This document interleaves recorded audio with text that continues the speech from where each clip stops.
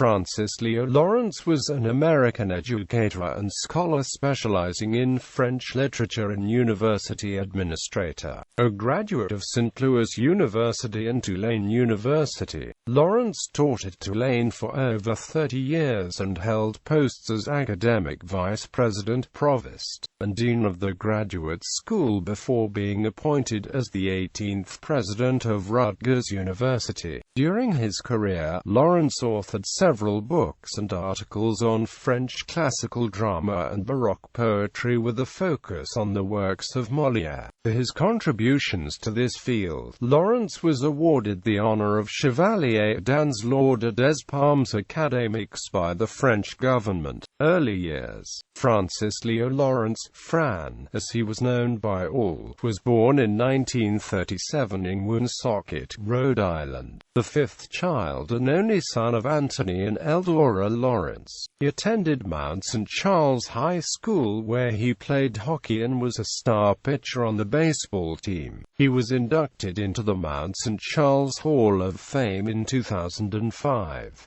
Lawrence earned his bachelor's degree from St. Louis University in French and Italian in 1959, where he met his future wife Mary Kay at the beginning of his freshman year.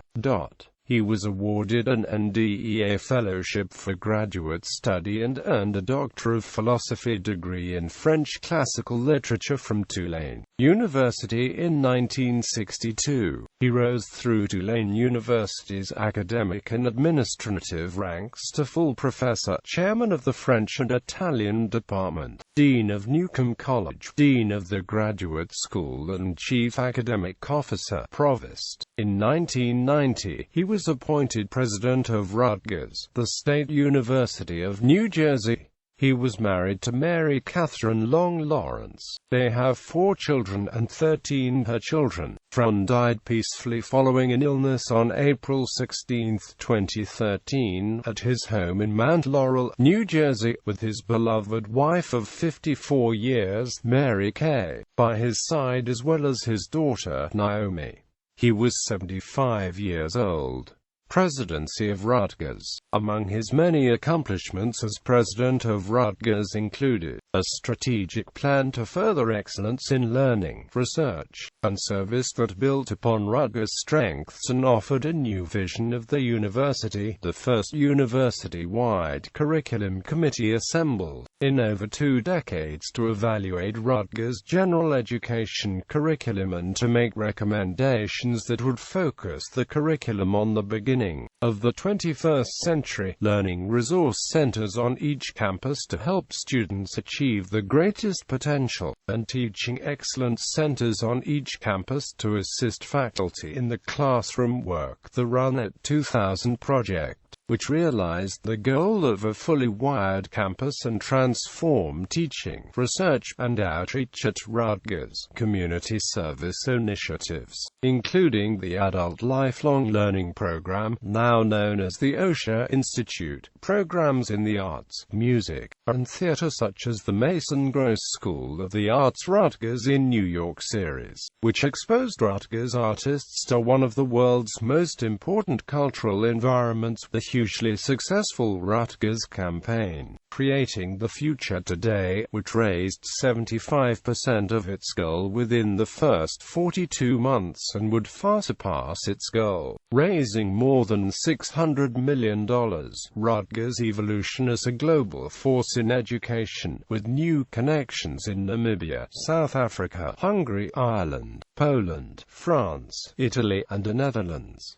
In 2002, he announced his plan to return to academia, and became a Rutgers University professor. While on the Rutgers faculty, he authored Leadership in Higher Education, Views from the Presidency, a collection of interviews with presidents and chancellors of leading universities. He was praised for energetic fundraising attempts, the appointment of several committees to address the decline of undergraduate education, and the the academic quality of incoming students, as well as the construction of new academic facilities for the Mason Gross School of the Arts, the Edward J. Blaustein School of Planning and Public Policy, and the Rutgers Newark Center for Law and Justice. Dr. Lawrence was also credited with retaining some members of the distinguished faculty recruited by his predecessor Edward Blaustein, some of whom earned several prestigious awards. Lawrence has served as president of the North American Society for French